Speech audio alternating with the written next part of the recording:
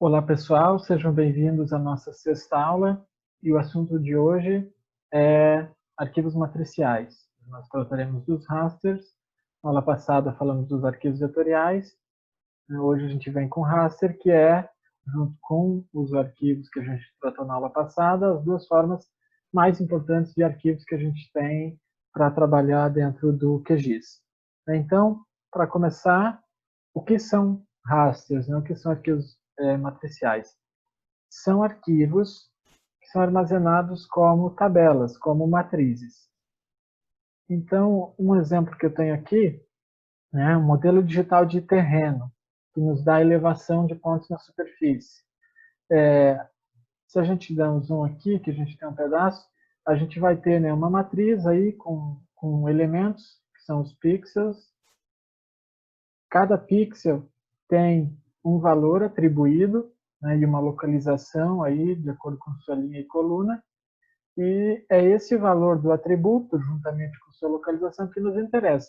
No caso de um modelo digital de elevação, o atributo se refere a um valor da elevação, da altitude daquele ponto da superfície. No caso de uma imagem de satélite, se reflete a reflectância da superfície terrestre num determinado comprimento de onda, né, que é captado pelo satélite quando faz a realização da imagem, quando, né, constrói a imagem. Então, duas ferramentas muito importantes que a gente usa quando trabalha com raster é a mesclagem, e essa mesclagem usada de duas formas distintas. A primeira para juntar imagens como essas aqui. Eu tenho, então, um modelo digital de terreno e outro modelo digital de terreno de uma região vizinha. Mas, né, hipoteticamente, a minha região de estudo está aqui. Eu preciso juntar essas imagens. Eu uso a ferramenta mesclar. Basta vir aqui no menu, em raster, venho em miscelânea, mesclar. Seleciono, então, as minhas feições de interesse. Então, ok. Aqui eu não preciso marcar nada. Defino, né, que em parâmetros avançados, é importante que se define isso daqui. Defino esses dois campos como zero, para que a gente tenha uma correta mesclagem. Aqui a gente salva o arquivo, né, definitivo ou temporário, vou manter temporário, executo. Ele vai levar um tempinho aí para fazer a execução, porque são arquivos pesados. Quanto maior o arquivo, quanto mais pesado, mais vai demorar para ele realizar a execução. Já fez aqui e juntou as duas bandas. Percebam, se eu desligar aquelas que tinham, ele já fez a junção, uma junção muito boa aqui. Em alguns casos, né, quando a gente tem aqui os dois, a gente pode ter, ter uma fronteira mal definida aqui. Se a gente não associar valores zero para aqueles dois parâmetros lá que eu coloquei como zero dentro da ferramenta de mesclagem, quando ele gerar o arquivo mesclado, ele não vai fazer essa junção bonitinha aqui das fronteiras, vai ficar com esse espaço em preto e vai atrapalhar nossas análises. Então é importante que a gente vá em parâmetros avançados e salve aqueles dois que eu citei. Existe também uma outra forma, né, de mesclagem, que aí não se refere a juntar dois rasters lado a lado, mas sim sobrepor um ao outro, para criar uma composição, geralmente de imagem de satélite. Então é possível a gente baixar imagens do Sentinel, que é um satélite do programa Copérnicus, da Agência Espacial Europeia, e aqui eu tenho quatro, ou melhor, três bandas, né, porque essas imagens elas vêm em bandas. Então a banda 2, a banda 3 e a banda 4, cada uma corresponde a um comprimento de onda captado pelo sensor do satélite. Se eu não me engano, né, uma delas, se não me engano não, tenho certeza, uma delas é verde, outra é vermelho, outra azul, né, do RGB, Red, Green, Blue. A gente precisa fazer a composição para gerar uma imagem colorida, porque vejam, essas aqui, elas, né, aqui tem um comprimento de onda único de apenas uma banda. Então a gente vai usar o mesmo algoritmo. Raster, miscelânea, mesclar. Nesse caso é importante que a gente saiba exatamente qual que é a ordem aí da nossa mesclagem. Para gerar uma imagem cor natural, a gente vai fazer aí uma mesclagem das bandas 4, 3, 2, nessa ordem. Então, a gente bota na ordem, seleciona, dá um OK. Aqui a gente vai precisar selecionar, coloque cada arquivo de entrada em uma banda separada, porque de fato cada arquivo corresponde a uma banda. Também podemos definir aqui 0 e 0 para valores sem dados. E aqui embaixo a gente, né, salva como temporário, salva em um arquivo definitivo e executa. Esse vai demorar um pouquinho mais, são imagens grandes. As imagens Sentinel aí tem pixels de, né, 10 metros. Imagens da SDE, Secretaria de Estado de Desenvolvimento Econômico Sustentável de Santa Catarina, tem um levantamento da ordem de alguns centímetros, 40 centímetros, uma coisa assim, e um MDT, que foi aquele que eu usei no exemplo anterior, de resolução de 1 metro. Esse aqui tem 10, imagens Landsat tem 30, a gente pode conseguir 15 utilizando a banda pancromática.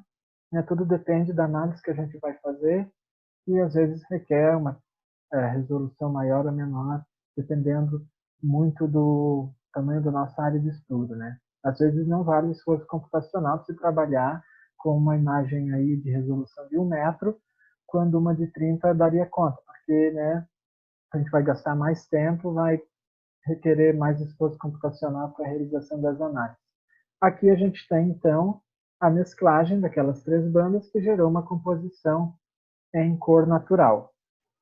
Como é que eu sei que eu preciso juntar essas bandas? A gente pode consultar um website, que é este daqui, que eu costumo usar para me orientar. Eu vou botar na descrição do vídeo aqui da videoaula, né, é esse GIS Geography. Nesse caso, tem essa publicação que apresenta combinações de bandas do Sentinel-2. Aqui tem, né, a descrição das bandas, né, qual que é a resolução, o comprimento de onda central, né, e o que ela está representando. São várias, tem aqui 12, 13 bandas, o Sentinel. E aqui tem as combinações, né, 432 para cor natural, 843 para infravermelho, etc. Vou colocar aqui embaixo o link. E para baixar essas imagens, como essa que eu compus, é possível acessar aqui esse site do Sci-Hub, né? É preciso criar uma conta para poder fazer o download das cenas que ficam aí na casa de 1 GB, com todas aquelas bandas, né, essas aqui, para a gente poder realizar a composição mais adequada para os nossos objetivos. Então, voltando aqui ao QGIS, vou remover isso daqui, são arquivos muito pesados. Para trabalhar aqui, né, com raster, só que com um raster não tão pesado, eu vou usar um modelo digital de terreno aqui, da NASA, aperfeiçoado pela EPAGRE, para Santa Catarina. Nesse caso, se refere à região do Alto Vale do Itajaí. Então, nós temos aqui um arquivo, né? E uma das primeiras coisas que a gente pode fazer com esse modelo digital de elevação é recortar apenas para a camada do nosso interesse, né? Eu estou trabalhando em apenas uma cidade, apenas uma bacia hidrográfica, né, uma microbacia hidrográfica, não é conveniente carregar um modelo aqui que tem, né, um comprimento enorme, se refere a toda a região do Alto Vale do Itajaí, que inclui aí mais de 50 municípios, Santa Catarina. Então, a gente pode usar a ferramenta de extração por máscara.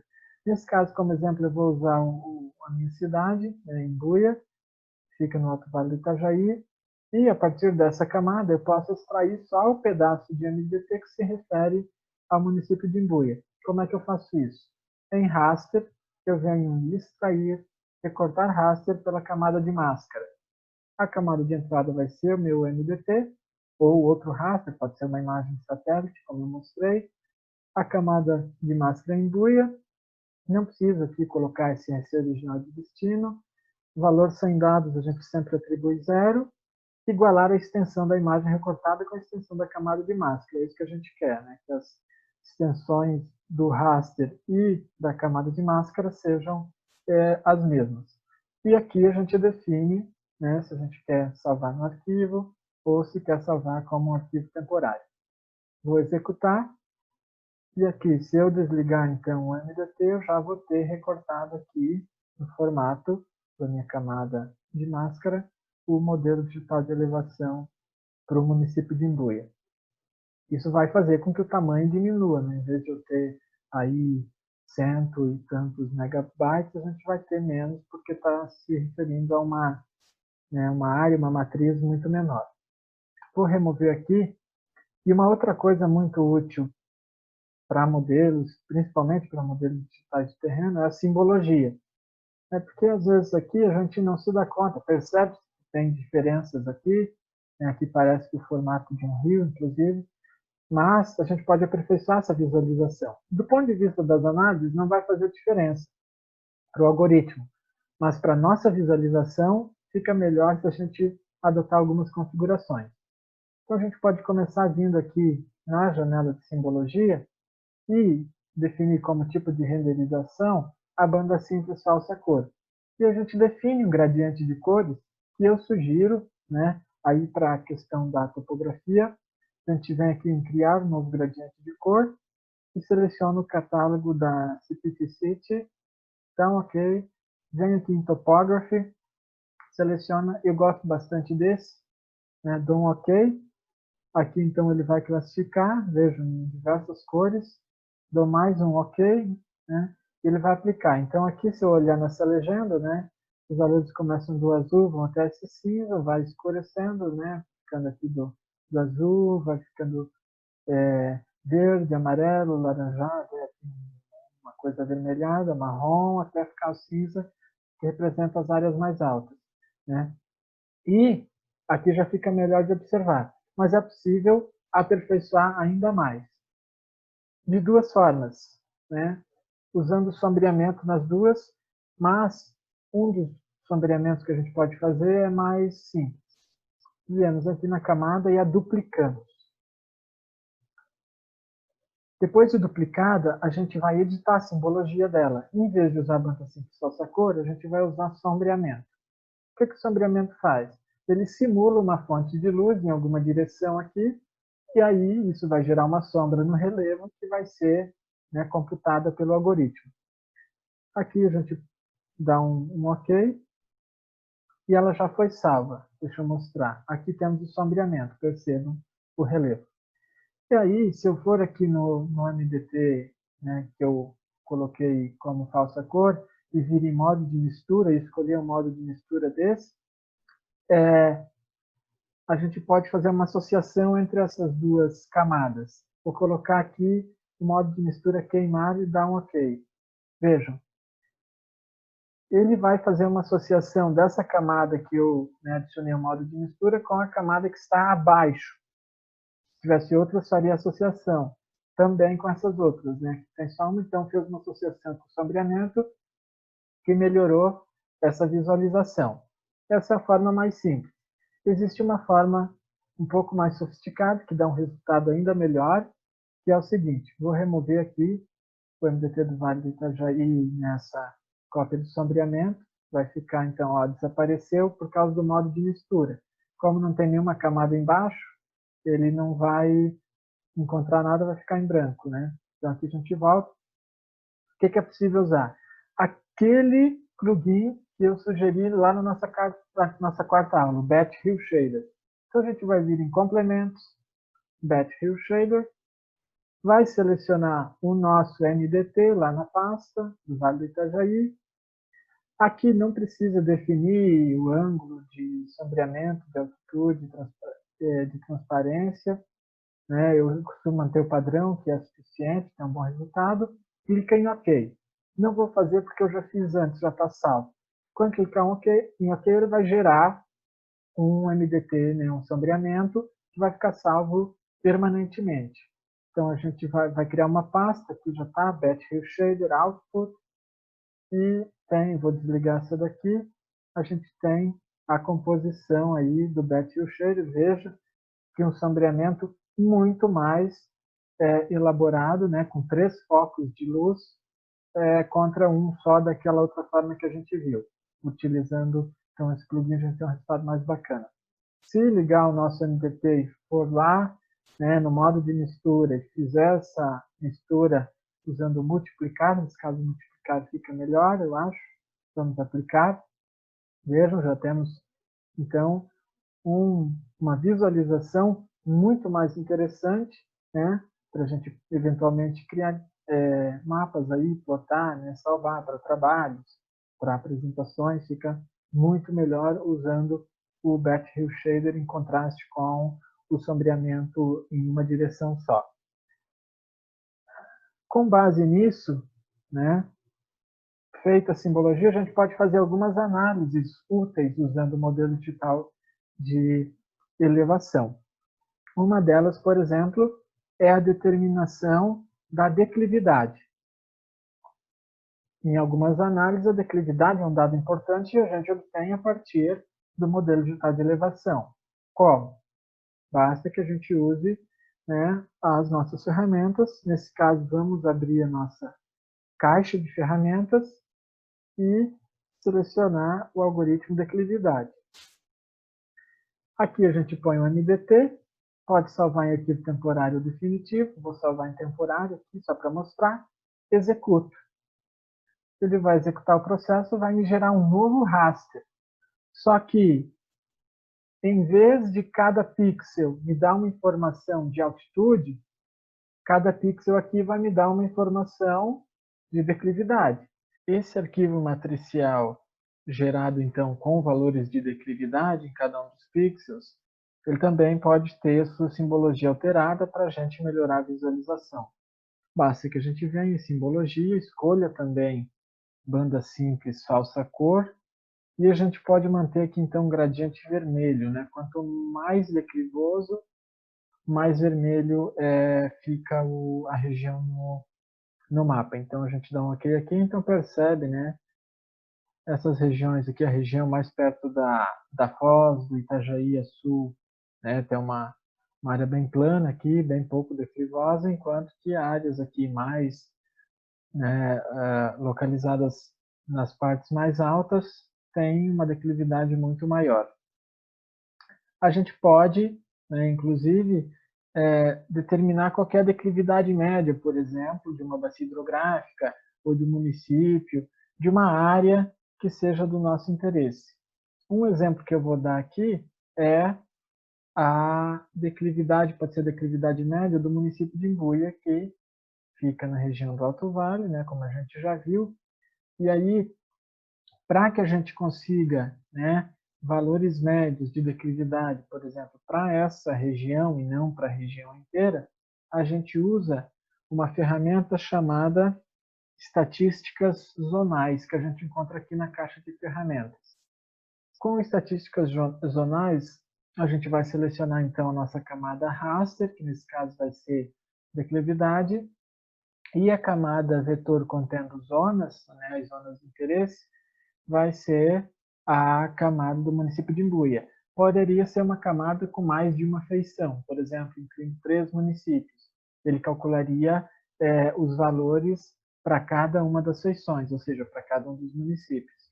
Aqui, né, a gente pode vir e selecionar quais estatísticas que devem ser calculadas. Então, aqui para a gente é interessante contagem para saber quantos pixels a gente tem aí dentro do município, representando o município de Imbuia, a média da declividade e a declividade máxima, a mínima também. Então, a gente pode, né, inserir esses valores, dar um OK aqui, executa, e aí, na tabela de atributos do município de Imbuia, a nossa camada vetorial, que representa a zona de interesse, a gente já vai ter essas estatísticas calculadas, né? Então, aqui, deixa eu só fazer uma pequena alteração. Vou pausar, fazer uma pequena alteração na tabela de atributos para melhorar a visualização.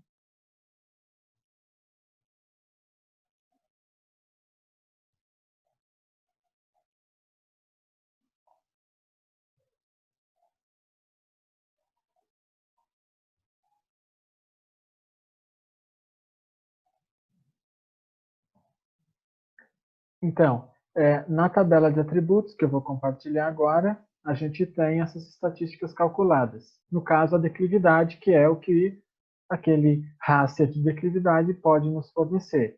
Então, a contagem aqui, né, são 136 mil pixels dentro da área, uma média de declividade, então, de 7,12%, declividade mínima de 0% e o máximo de 42,5%. Então, a gente consegue essas estatísticas, chamadas de estatísticas zonais, a partir desse algoritmo. A gente pode, inclusive, fazer, né, o cálculo das estatísticas zonais também para o município de Imbuí usando o MDT. Só que, em vez de fornecer valores de declividade média, declividade máxima, vai nos fornecer valores de altitude média, altitude máxima, altitude mínima, né? Vamos colocar só aqui um prefixo para a gente diferenciar. Vou colocar alt de altitude e também vamos selecionar quais os campos de interesse. Contagem não interessa mais. A média, mínimo, máximo são interessantes. A gente dá um OK aqui, executa. E lá na tabela de atributos, a gente já vai ter a atualização. Deixa eu compartilhar. Já temos a atualização, né? Aqui, então, da altitude, a altitude média vai ser 769 metros, a mínima 505 metros e a máxima 1055, né? Usando as estatísticas zonais. Uma ferramenta muito interessante que a gente tem acesso aqui pelo QGIS. Além das estatísticas zonais, a gente também pode amostrar valores do raster a partir de pontos. Temos pontos amostrais, né, que caem na região que esse raster de elevação representa. A gente pode, né, amostrar o raster nesses pontos de interesse. De que forma? Deixa eu remover aqui a camada do município. A declividade também já não nos interessa mais. Então, aqui, né, a gente vai ter o MDT do Alto Vale do Itajaí, composto, né, e temos pontos que podemos usar como exemplo aqui, que são esses pontos, eu vou fazê-los maiores aqui para a gente, ou de outra cor, para ficar mais fácil de visualizar. Então, aqui a gente tem, são 5, 6 pontos, né, e aí a gente pode, para amostrar esses pontos, para obter informações desses pontos, né, a gente pode vir aqui e pesquisar na caixa de ferramentas o algoritmo amostrar valores do raster. Camada de pontos vai ser essa, pontos exemplo. O raster a ser amostrado é o MDT Vale do Itajaí. O prefixo podemos colocar aqui alt também, para os campos criados. Vou criar uma camada temporária, a gente executa, fecha, criou-se uma nova camada, pontos amostrados. Qual que é a diferença entre pontos e pontos amostrados? Elas caem na mesma localização, percebam? A diferença é que a tabela de atributos vai ter o atributo referente, então, à altitude, porque nesse caso usamos, né, um modelo de de elevação, e aqui a gente tem, né, a identificação do ponto. O ponto 1 tem 630 metros de altitude, o ponto 4 tem 9, e assim por diante. Então, é possível a gente conseguir essas informações usando o algoritmo de amostragem de valores do raster. Por fim, para mostrar a utilização de um plugin que eu sugeri a instalação lá na quarta aula, o KeyProf, Prof de Profile, de perfil, né, perfil topográfico, eu vou dar um exemplo aqui de como é que ele pode ser utilizado. Então, eu tenho o MDT aqui, com sombreamento. Vou pegar um rio que a gente vai ter aqui como exemplo. Vou colocar ele numa corzinha melhor aqui para a gente observar. Vejam que ele está aqui. Então, temos esse rio. E o que a gente pode fazer com o KeyProf? Ele é voltado, de fato, para analisar geometrias de linha. E a gente vai proceder da seguinte forma. que resultado que a gente vai obter, né? Então, vamos definir qual que é o nosso modelo digital de elevação, que vai ser esse. A gente não vai querer uma linha digitalizada, porque a gente pode definir a linha aqui desenhando no mapa, né? Não é do nosso interesse, nós vamos usar uma linha que está em uma camada, e que nesse caso a gente vai usar aqui Rio Exemplo. Se tivesse mais de uma linha nessa camada, a gente selecionaria Layer com múltiplos perfis. Então, ok. Lê a fonte de dados, calcula o perfil, né? O algoritmo ele vai pegar pontos amostrais, aqui dividir essa linha em vários pontos amostrais, nesse caso com uma distância de 30 metros aqui, porque, né, a distância mínima, uma vez que a resolução é de 30 metros da NDT. E, por fim, a gente pode, então, criar o nosso perfil topográfico. Podemos criar, né, aqui tanto um perfil, né, com as altitudes, quanto com a declividade dessa nossa linha em graus absolutos, ou seja, né, todos acima de zero, ou direcionais que levam em consideração valores positivos e negativos. Vou colocar o direcional aqui. Posso definir a cor que eu quiser para representar. Vou colocar azul aqui só para a gente ver. E dou um OK. Vai ser gerado, então, uma janela com esses perfis. E a gente tem aqui, né? Esse primeiro gráfico se refere, de fato, ao perfil topográfico dessa nossa linha, desse nosso riacho. E aqui embaixo a gente tem o gráfico da declividade em graus, né, nos pontos amostrados nesse rio. Como é que isso aqui é construído? Ele vai pegar, né, vai colocar um ponto em cada pixel, porque a gente definiu aí a distância de 30 metros. Então, tem esse pixel, tem esse. Né? A gente, então, tem ali os dois pixels, cada um tem a sua altitude, e, né, tem o ponto aqui, a montante e a jusante, eles vão ser, né, comparados. E se desenha, então, né, figurativamente, se desenha uma linha entre esse ponto e esse ponto, e essa linha tem uma certa declividade. Se essa declividade ela está, né, formando um ângulo no sentido horário, ela vai ser uma declividade negativa, por convenção. Se estiver formando um ângulo aqui no sentido anti-horário, essa declividade é positiva, meio que subindo e descendo. Né? Então, assim se forma